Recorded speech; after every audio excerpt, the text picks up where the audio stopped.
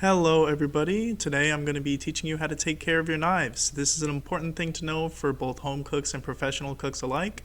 So without further ado, let's get into it. Here I just show you how dull the knife that we're going to start with is. It can barely cut paper.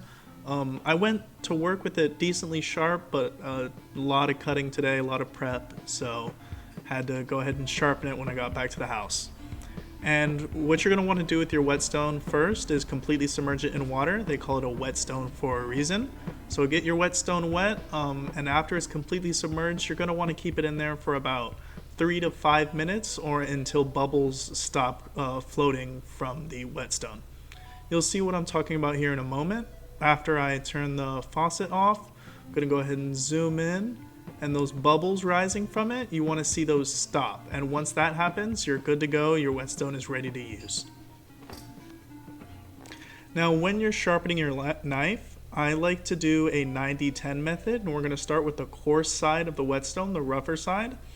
So whatever hand you're dominant with, you're going to go ahead and do 90% of the sharpening on that end, just to make it easier on yourself. And you're going to run the blade from heel to tip along the whetstone at about a 15-degree angle.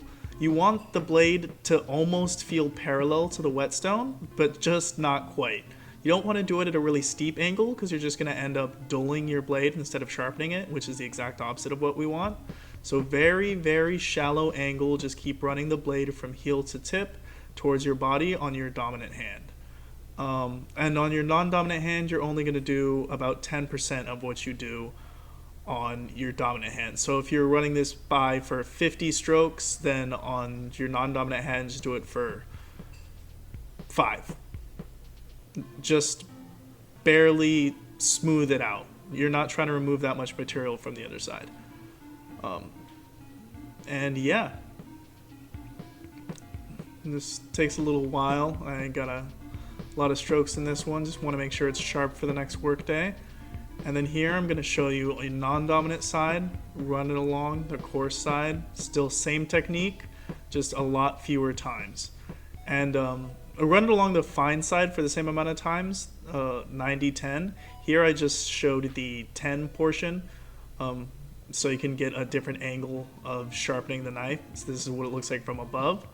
And this is what we call a honing rod.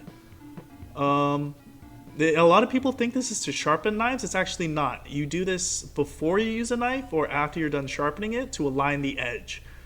And I know you see in cooking shows and restaurants, people do it fancy where they run the knife along it super fast. But the best method to make sure you're honing your knife correctly is to put it on a table, standing up, and then at a 15-degree angle, run it along both sides about 5 to 10 times. That'll straighten everything up, align your edge nice and neatly, and then here we get to see what this work has done with the knife. As you can see, it's really sharp, cutting through paper very easily. Not really putting that much pressure into it, just barely gliding the knife on the paper, and it's cutting perfectly. Thank you so much for watching. Hope this helps you in your work or daily life, and have a nice day.